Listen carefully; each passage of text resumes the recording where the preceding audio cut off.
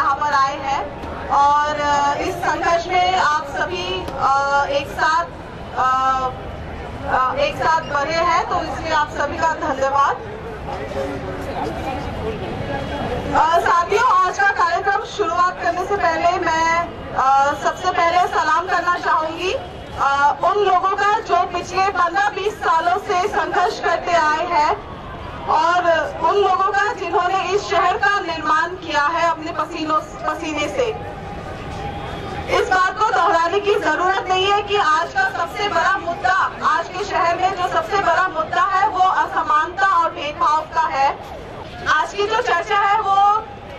शहरी मजदूरों के ऊपर है और उनका अधिकार इस शहर को हम किस तरह से देख रहे हैं, शहर का जो विकास है उसकी दशा और दिशा किस तरह से होनी चाहिए।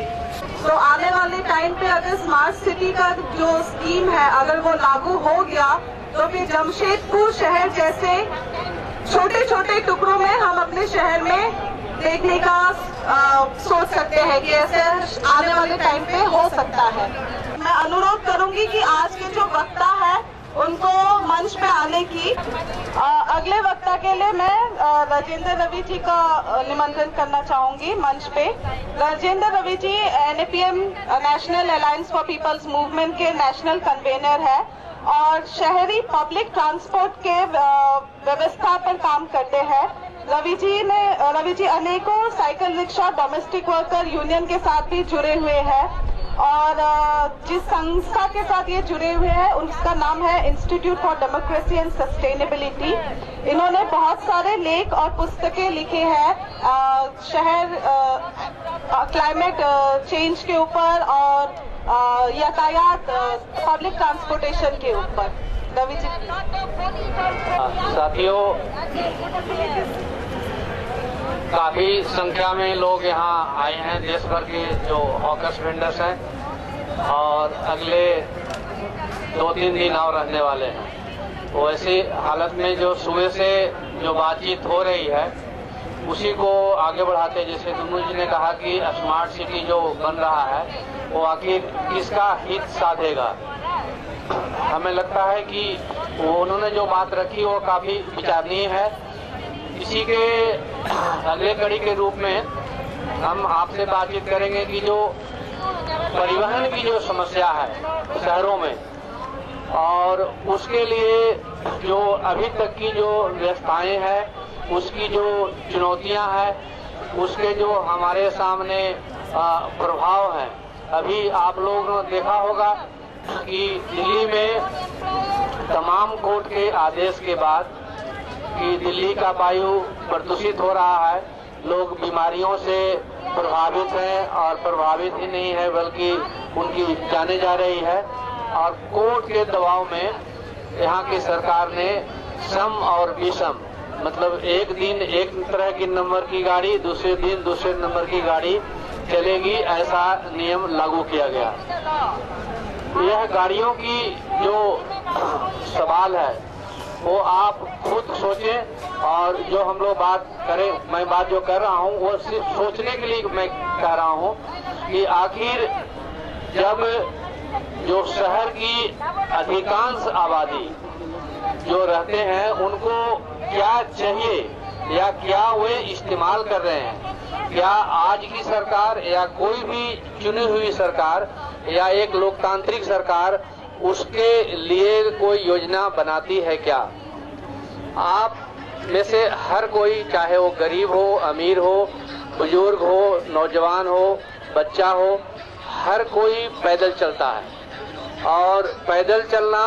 कोई मजबूरी नहीं है, पैदल चलना एक जरूरत है। लेकिन किसी भी शहर में किसी भी लोकतांत्रिक सरकार पैदल चलने वालों को कभी भी अपनी योजना का हिस्सा नहीं बनाती है और न वो सिर्फ योजना से बाहर रखती है बल्कि उसके बारे में कोई चिंतन भी नहीं है, कोई सोचते भी नहीं है कि पैदल चलना सबसे पहला और सबसे आखिरी इम्पोर्टेंट परिवहन के साधन है। और ये चूंकि ये सबके लिए है तो मतलब कि 100% इसकी जरूरत है और इसके बारे में 100 क्या इसका उल्टा प्रभाव है। तो पर्यावरण और परिवहन से जो रिश्ता है हमारे पाँवों का और उसका रिश्ता जो शहर के पूरे आबो हवा में पड़ता है, इसके बारे में आप देख रहे हैं कि कोई भी सरकार नहीं सोचती है और इसकी संख्या 100% है। दूसरा, सरकारी आंकड़े सरकार जारी करती है कि सबसे ज्यादा समस्या जो है मोटर वाहनों के लिए है और यह आंकड़े के आधार पे प्रयोग कार्य योजनाएं बनाती है और लाती क्या क्या है कि फ्लाईओवर, सड़कों का चौड़ाकरण, सड़कों का सौंदर्यीकरण और उसका जो प्रभाव है वो सबसे पहले जो प्रभाव पड़ता है वो है कि शहर के अंदर सड़क पे जो व्यवसाय करने वाले लोग हैं सबसे पहले वही उसके भुक्तभोगी हैं। अब इसका दूसरे तरफ से देखें कि आंकड़ा जो सरकार जारी करती है और आंकड़ा जो दवाएं रखती है उसका भी खेल चलता है। हमारे यहाँ जो सबसे बड़ा सर्वे होता है वो होता है जनगणना का, जो शायद देश का ही नहीं दुनिया का एक बहुत बड़ा अभिक्रम है और उसमें एक फोरम होता है। आप में से पता नहीं कितने लोगों ने देखा होगा, हमने भी बहुत नहीं देखा था, लेकिन जब से मैं ट्रांसपोर्ट के ऊपर काम करना शुरू किया हूँ तब से मैं देखने की कोशिश करता हूँ। उसमें एक फॉर्म आता है जिसमें ये लिखा रहता है कि परिवार का हर व्यक्ति घर से कहाँ जाता है और कैसे जाता है। वह आंकड़ा 100% है, वो सैंपल नहीं है और उसमें सबसे ज्यादा जो उपयोग करने वाले लोग हैं वह पैदल चलने के बाद साइकिल पे जाते हैं। तो पैदल यात्री और साइकिल इन दोनों को अगर जोड़ देंगे तो हमारे शहर और समाज में जो जरूरत है और जो होना ही चाहिए वह क्या हो रहा है, क्या ये आप सोचिए कि हो रहा है कि नहीं हो रहा है। अगर नहीं हो रहा है तो इसके लिए क्या करना है। दूसरा उदाहरण मैं दिल्ली के दूंगा कि दिल्ली में जितने पिछले 15-20 सालों में पैसे लगाए गए उसका सबसे ज्यादा हिस्सा मेट्रो पे लगाया गया है। सभी परिवहन के तमाम बजटों को कम करके मेट्रो फोकस है और मेट्रो के कुल जो आंकड़े हैं जब वो पीक आवर होता है गर्मी में या जब वो जारी करते हैं मेट्रो वाले, वो जारी करते हैं कि आज जो है 18 लाख हो गया, कल 20 लाख हो गया, परसों 23 लाख हो गया, ये उनकी हाइट पे जाने का। लेकिन एक दूसरी व्यवस्था है दिल्ली ट्रांसपोर्ट कारपोरेशन, वो भी कभी कभी अनचाहे में वो आंकड़े जारी कर दिए और उसका आंकड़ा 40 से 45 लाख के आसपास होता है, बदलते भी रहता है। तो उस पे पिछले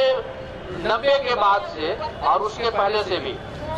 कोई बड़ा इन्वेस्टमेंट, कोई बड़ा निवेश पैसा नहीं लगाया गया, उसको लगातार मार्जिन पे, किनारे पे, हाशिए पे किया गया और इसके बावजूद भी वो मिठाई नहीं मिल रही है और सबसे ज्यादा लोग पब्लिक ट्रांसपोर्ट को यूज करने वाले हैं और ये लगभग हर एक शहर का इसी तरह का है। इन 3 जो मॉडल मैंने बताया, इसके अलावा ऑटो है, टैक्सी है, ग्रामीण सेवा है और दूसरे अलग अलग शहरों में नाम से है, शेयर ऑटो है और ये बड़े पैमाने पे इसी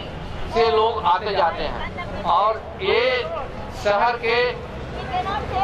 मैक्सिमम आबादी, हर एक शहर के जो बड़ी आबादी है वो लगभग 80, 85, 90% लोग इस पर निर्भर करते हैं। और दिल्ली में जो आंकड़े हैं गाड़ियों के, कार के, वो आंकड़े 15-18% और अगर और भी जोड़ लें तो 20% होगा। तो 20% लोगों के लिए जो भी ताम झाम है वो सब हो रहा है और दिल्ली जो है एक रोल मॉडल है। तो दिल्ली में जितने फ्लाईओवर बन रहे हैं, दिल्ली में जितने मेट्रो के एक्सपेंशन हो रहा है, जितने दिल्ली में जितने रिंग रोड बन रहे हैं, ये सब जो है अलग अलग राज्य जो है उसमें एक कृत्रिम तरीके से डिमांड पैदा किया जा रहा है और जो लोगों की जरूरत है उसके हिसाब से नहीं करते हैं। अब दूसरा जो इसमें आप देखेंगे कि जो सरकार कहती है और इसके बारे में दोनों जी ने कहा कि ग्रोथ का इंजन जो शहर है उसमें कौन से लोग हैं जो कि ग्रोथ के इंजन के तौर पे काम करते हैं और उनके लिए प्लानिंग में, पॉलिसी में, योजनाओं में कहाँ पे है। स्ट्रीट वेंडर इतनी लड़ाइयाँ लड़ी है और उसके बावजूद जो भी थोड़ा सा कानूनी हक मिला है उन कानूनी हक को पूरा करने के लिए भी, इम्प्लीमेंट करने के लिए भी सरकार तैयार नहीं है, इधर उधर के रास्ते ढूंढ रही है। कुछ लोगों ने जो इसके ऊपर काम किया कि जो कन्फ्लिक्ट है स्ट्रीट वेंडर और ट्रांसपोर्ट, ये दोनों के बीच में सरकार जो है लगातार कन्फ्लिक्ट पैदा करते रहती है कि साहब अगर हम आपको हक देते हैं, आपके कानून को हूबहू तरीके से हम इम्प्लीमेंट करते हैं तो ये पैदल चलने वालों का हक मारा जाता है, जबकि यह बिल्कुल गलत है, ये गैर तार्किक है। क्योंकि जो सड़क विक्रेता जो हैं उनका जो नेचुरल ग्राहक है वो सब इन्हीं वाहनों से चल करके आता है, इनके बीच कोई कॉन्फ्लिक्ट नहीं है। अगर ये थोड़ी समस्या है वो समस्या आपस में मिलकर के डिजाइन से इसका समाधान हो सकता है। और इन सब का सीधा सीधी रिश्ता जो है शहर के पर्यावरण से जुड़ा हुआ है, क्योंकि ये जितने चीजों के बारे में हमने बताया ये सब प्रदूषण रहित और न्यूनतम प्रदूषण पैदा करने वाला साधन है, व्यवसाय। लेकिन जितने भी पैसे, चाहे वो सड़क के किनारे जो डिजाइन बनाने का काम हो या एक्सटेंशन का काम हो, ये सब इसके खिलाफ काम करने वाला होता है। तो पर्यावरण के नाम पे जो शहर के बहुमत जो लोग नहीं हम लोग का उसमें वाहनों का इस्तेमाल करती है उसको लगातार जो है मार्जिन पे डाल रही है सरकार, और वो ऐसे चीजों को वो सेंटर में ला रही है जो कि प्रदूषण पैदा करती है। और अभी पिछले 20 सालों में जो इंडस्ट्री लगी है देश भर में, सबसे ज्यादा जो इंडस्ट्री लगी है उसमें एक ऑटोमोबाइल्स इंडस्ट्री भी है, और वह ऑटोमोबाइल्स इंडस्ट्री जो है सबसे ज्यादा कारें पैदा करती है। अगर आप ये कहें कि अभी हमें कार चाहिए तो कहेंगे कि आप अभी नहीं, तुरंत आप कहिए, कहाँ भी कहिए, हम आपको भेज देते हैं।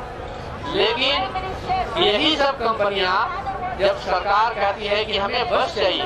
तो ये कहती है कि हमारे पास कॉम्पिटेंट लोग नहीं है, हमारे पास इसको पूरा करने के लिए साधन नहीं है, इसलिए हम पूरा नहीं करेंगे। अब देखिए कि जो बिना फैक्ट्री के नैनो कार पैदा कर सकती है, क्योंकि सिंगू से इनको निकाला गया था और फिर जाकर के नैनीताल में इन्होंने बना दिया। तो बस बनाने के लिए टाटा जो है, लेलन है, ये तो सब बस बनाने वाले, ट्रक बनाने वाले कंपनियां थी। तो इनका नेचुरल जो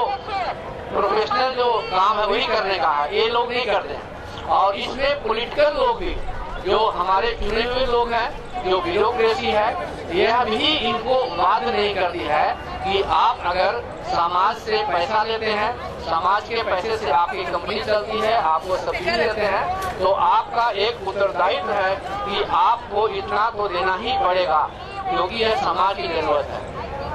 तो ये जो कॉन्फ्लिक्ट है व्यवसाय और हमारी जरूरत का, जो जरूरत है उसको योजना और नीतियों में लागू करने का, ये डेमोक्रेटिक तरीके से जो चुनी हुई सरकार जो इसको खत्म नहीं कर सकती, लेकिन स्ट्रक्चर के माध्यम से वो खत्म कर रही है। जैसे वो स्मार्ट सिटी में स्पेशल व्हीकल्स बना रही है, वैसे ही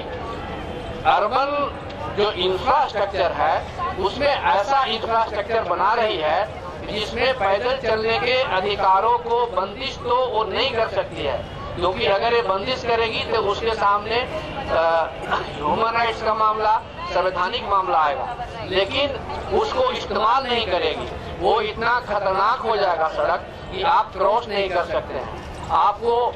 जहाँ क्रॉस करना है वहाँ पे बैरिकेड लगाया जाएगा, आपको या तो नीचे अंडरपास से जाना पड़ेगा या फिर ऊपर से जाना पड़ेगा, जो कि जाना बहुत मुश्किल है।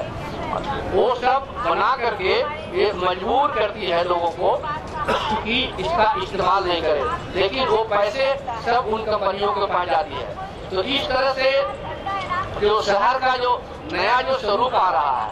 ये एक इंफ्रास्ट्रक्चर के माध्यम से हमारे अधिकारों को खत्म करने का और समाप्त करने की साजिश चल रही है, और जिसका सीधा सीधी जो है वो हमारे पर्यावरण से जुड़ा हुआ है। धन्यवाद।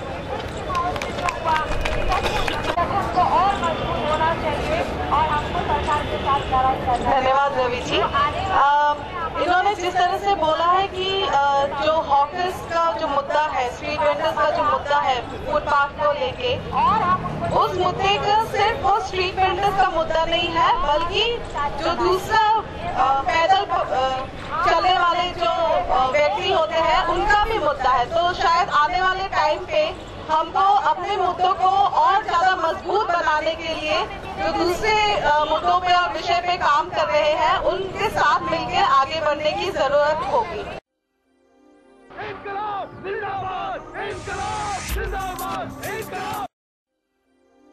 इंकलाब जिंदाबाद, इंकलाब जिंदाबाद, इंकलाब